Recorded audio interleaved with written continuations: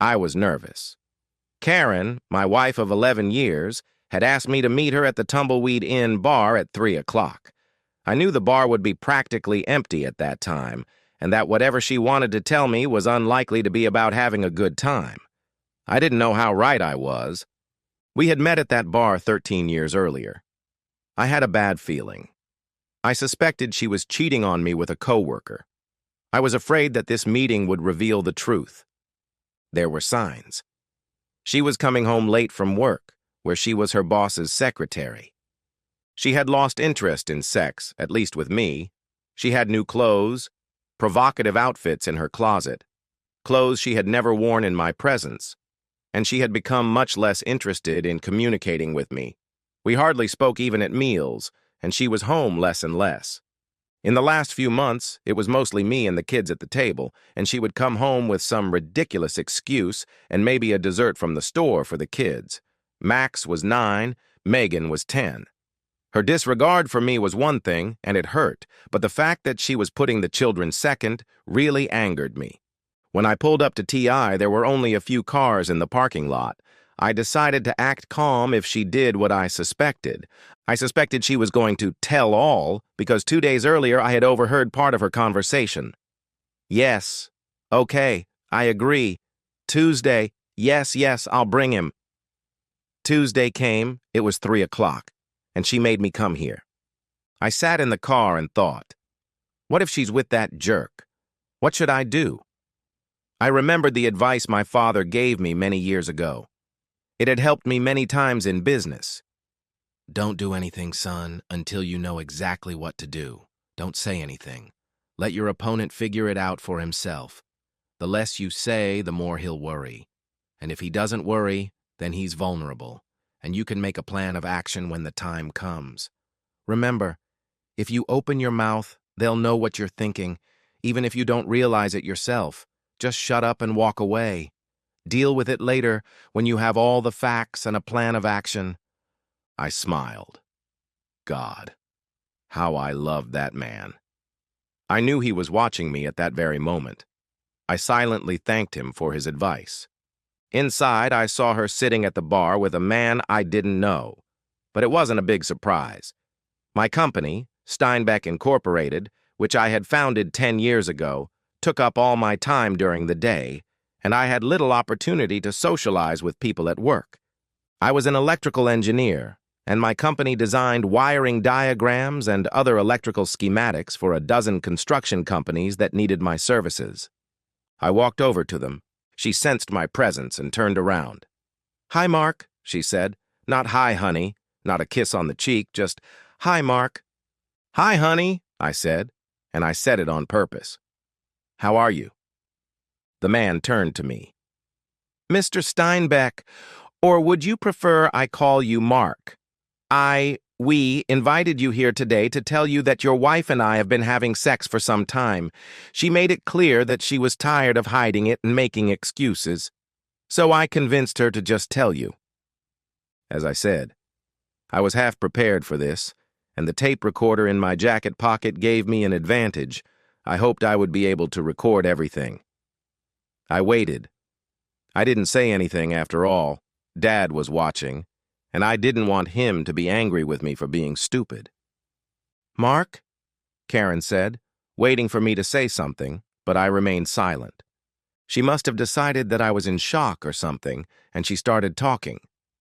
"Mark, it's been so hard to keep this from you. I don't want you to suffer. I'm not going to leave you.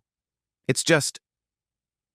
well, sex with Jason is too important to me to give up. I hope you understand. I just can't keep this from you anymore. You have a right to know," she said. I wasn't sure how aware she was of how stupid her arguments sounded. Karen hadn't finished college for obvious reasons, but until that moment, I had never considered her stupid. As for the military genius she had traded me for, well, that was not worth mentioning. I walked to the end of the bar where the bartender was trying not to hear what he couldn't help but hear. I ordered everything on tap. He brought it to me. I sipped my beer, saying nothing. They were both watching me. I could see the confusion on their faces.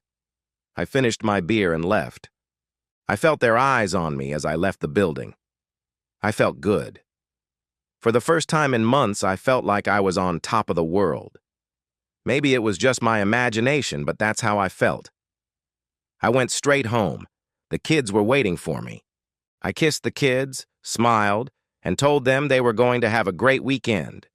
They cheered happily, and we went out for ice cream, and I told them about the plan I had come up with that afternoon.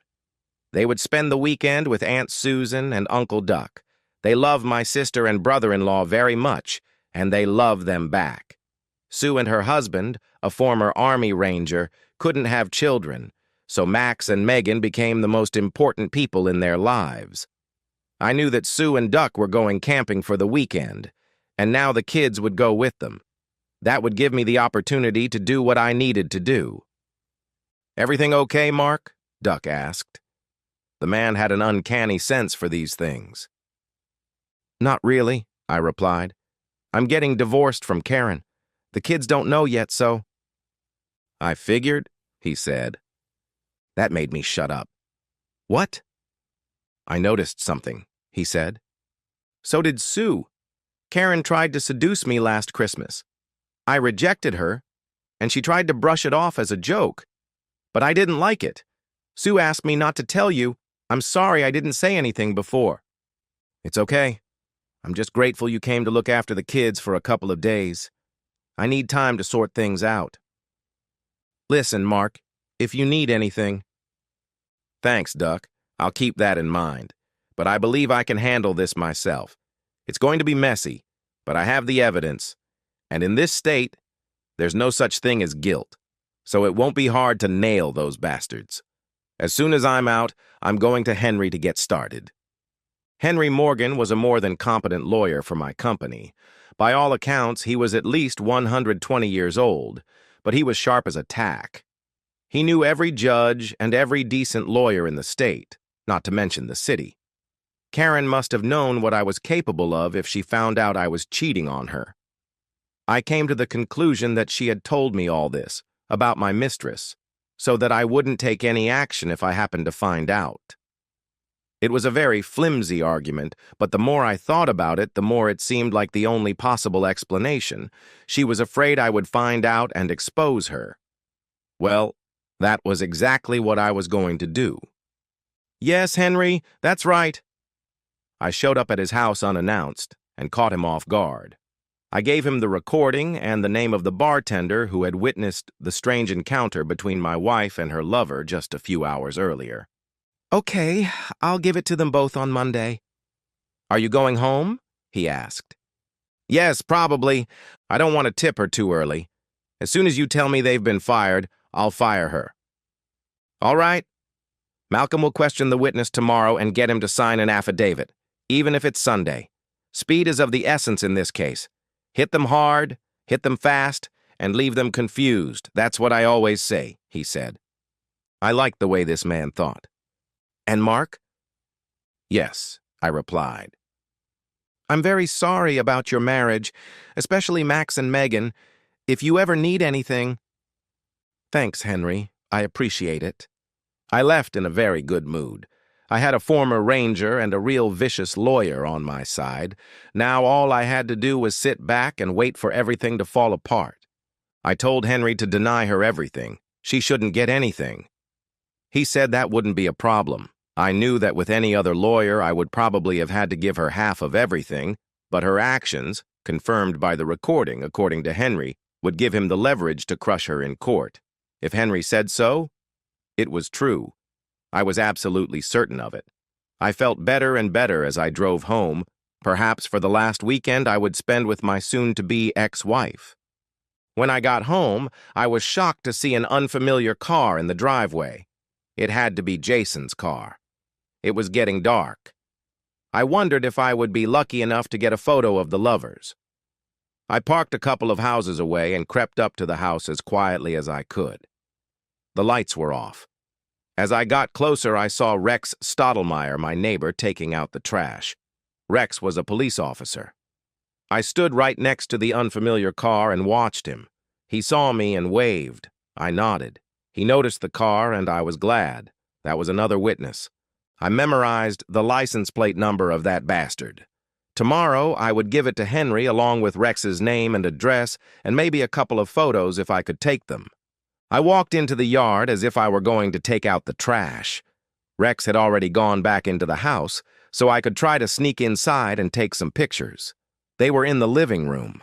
I took out my cell phone and photographed them through the sliding glass doors in the backyard. Thank God for modern cell phones. I took about 10 photos, hid my cell phone, and walked noisily through the sliding glass doors. They heard me. They turned around, looked at me, and continued what they were doing. I went upstairs. How rude, I thought. I was boiling with rage, but I waited. 15 minutes later, I heard the front door open and close, followed by the roar of the jerk's engine as he drove away. I waited another minute or two, then went downstairs and headed for the kitchen. As I passed the bathroom, I heard water running. I poured myself a cup of coffee and waited. This was interesting. 10 minutes later, she came in and joined me. "Are you okay?" she asked. Her voice was friendly. I didn't say anything. I just sipped my coffee and waited for her to say something meaningful. It bothered me that she didn't even ask about the kids. This woman was not the woman I had married over 10 years ago. "Mark, we need to talk," she said. "The kids are at my sister's," I replied. "I think you'll want to know." "What? Oh, yes, I noticed they weren't here when I came home," she said. Now she looked confused. "Listen, are you okay? I just wanted to be honest with you. I didn't like keeping it a secret. You're a good man and you deserve better. It's just sex, Mark. Just sex. I won't deny you anything when we're together, and Jason knows that, and he's fine with it. He's a good guy. It was his idea to stop hiding it from you." I couldn't help myself. "Sorry, Dad." "That's very nice of him," I said. "Don't be sarcastic, Mark. Honesty is the best policy, you know," she said. She really said that. Apparently, breaking your marriage vows was an exception to the rule. I couldn't help but smile. "Mark, damn it! Say something," she ordered. "What do you want me to say? If I tell you to call him and tell him it's over, will you do it?" "Well, then there's nothing to talk about. I'm a cuckold and obviously a weakling, that's all," I said. Inside, I was laughing, but on the outside, I looked calm, even pensive. "You're not a cuckold and you're not a weakling," she said. "You're my husband and a good father. I love you and—" "That's enough, Karen. I'm leaving. Don't wait for me."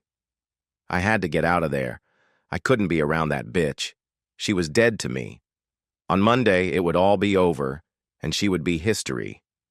I retraced my steps from that morning. I returned to the Tumbleweed, and the same bartender was behind the bar. I walked over and took a seat at the end of the bar. The place was packed, especially for a Tuesday night. I ordered a beer and asked the guy, pointing to the crowd, "What's going on?" "Bachelorette party, and the wolves are out hunting." He nodded toward the far corner. The light was dim, but I saw him.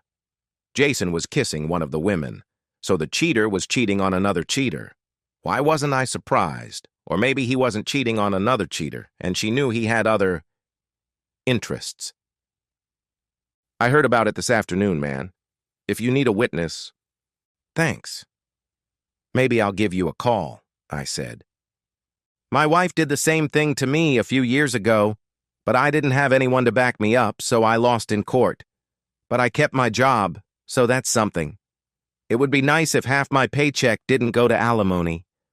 We talked on and off for the next 4 hours. I decided to talk to Henry about helping this guy get justice if he helped me deal with Romeo and Juliet. We cuckolds need to stick together. Jason didn't notice me at the bar. I managed to get some good shots of him and his little girlfriend. I wanted to show them to my wife if she really believed they were in a monogamous relationship, but I had to wait until after the big show on Monday. I got home around 4 in the morning. Josh, the bartender, and I drank half a dozen cups of coffee after closing. He lived above the bar, so he had nowhere else to go. and since he lived alone, I was probably a good candidate for a late-night chat. I liked the guy. Plus, he was a damn good bartender, which, in my opinion, was a big plus. I was angry at Karen, but I wanted to sleep in my own bed, not in the damn guest room. There's something special about a man's bed. My wife knew that, and maybe that's why she slept with that bastard in the living room instead of upstairs. I slipped past her. She wasn't asleep. I was awakened by light coming through the cracks in the curtains. It was almost 8 o'clock. I smelled bacon cooking in the kitchen. I got up, took a shower, got dressed, and went downstairs. She was in a good mood. "Good morning, sleepyhead," she said. "Good morning," I replied. "That smells delicious." It did smell delicious. I was hungry. This might have been the last day of our family life, but I wasn't going to let that get me down. Tomorrow everything would fall apart, but today would be a good day. I was sure of it. "I'll be here all day for you," she said. She said it as if she were doing me a special favor because I was behaving so reasonably. "Oh?" "Yes. And if you behave yourself, you might get lucky," she said. She even giggled. I didn't know whether to laugh or vomit. How could that bitch of a wife believe that I would voluntarily agree to what she was offering me? I just chuckled in response. "I have to take the car to the repair shop this morning," I said. "The brakes need to be replaced." "Oh, I thought we could—" "Maybe later," I said. I had to figure out how to avoid her, and it wasn't easy. Before leaving for the repair shop, which, by the way, wasn't a lie, I hid a small voice recorder with voice activation next to the kitchen phone. I figured that if she called him, she would use that phone. I was right. God, how I loved intrigue. 3 hours later, I returned. I took the recorder while she was taking out the trash and went to my office to listen to the recording. It hurt to hear her say she loved him. It hurt a lot, especially since I knew he didn't give a damn about her. I couldn't wait to show her the photos I had taken the night before when he was with his girlfriend. It would destroy her pride. "Hi, it's me." "Yes, he's gone to fix the car." Giggling. "You were right. I don't know. Jason, he might not want to." Yes, I'll try. But, okay, I understand. I just don't want to lose him. I don't know. Maybe we went too far, telling him everything. I know, but... Okay, bye. I love you too." I sat in my office in complete confusion. I had married an idiot. It was humiliating. I wasn't sure if I should divorce her. How could I blame someone so stupid for my actions? No, the wound was too deep. The arrogance of this couple made any reconciliation impossible. And then there were the children. She clearly didn't care about them. That was unforgivable. I couldn't avoid her. I went to bed around 9. Half an hour later, she joined me, wearing only her panties and bra. I wanted to say I was tired, but then I thought, to hell with it. It was the last time. After that, we were both too exhausted to have sex, so we kissed, walked past each other, and went to sleep. The next morning, I got up and left the house before she woke up. It was Monday, and soon it would be the end for her and her lover. First, I went to the office to tell my secretary, Elsbeth, that I wouldn't be coming in today. Being the boss had its advantages. First, I stopped by Henry's office. He had news. Malcolm, his part-time private investigator, had received information from Romeo. He was married with 6 children, believe it or not, and his wife owned the family fortune. She was a housewife, 10 years older than him, and apparently unaware of his love affairs. I instructed Henry to teach him a lesson and gave him the latest recording and my cell phone with the photos. He smiled. I also mentioned that when everything settled down, I might have a special job for him and Malcolm. I knew Sue and Duck would take the kids to school. I was afraid to talk to them later. But there was nothing I could do. It had to be done. Henry arranged for the 2 idiots to be handed their papers at work. She was forbidden to return to the house, and he was forbidden to go near it. The papers had to be delivered before lunchtime. I asked Henry to make it as loud and dramatic as possible. I wanted those 2 to suffer. I also asked him to pass on all the evidence against the couple to Jason's wife. What she did with it was her business. God, how I wanted to be there when my wife received the documents. And then I thought, why not? I was in the lobby when the courier arrived. I didn't know him, and he didn't know me, so he just walked past me into my wife's office, the boss's office. "Excuse me, are you Mrs. Karen Steinbeck?" he asked. "Yes, that's me," she replied, smiling. I watched from the doorway, and she didn't notice me at first because she was talking to the waiter. He handed her a manila envelope. "This is for you," he said. Her face fell. She looked at the envelope she was holding and opened it. She turned pale and began to cry, then sob. She collapsed into a chair. At that moment, her boss came out, saw her, and tried to comfort her. I made myself more visible. She saw me and her eyes widened. "Mark! Why?" I couldn't help myself. "I'm sorry, Dad." "You can't be serious, Karen. You're probably the biggest idiot in the world," I said. And I left. I wasn't there, but I heard later that Jason was handed his termination notice in exactly the same way. He even passed out when he realized his life was basically over. After all, he lost everything. His wife, his kids, his home, his job, everything. I was wrong about one thing.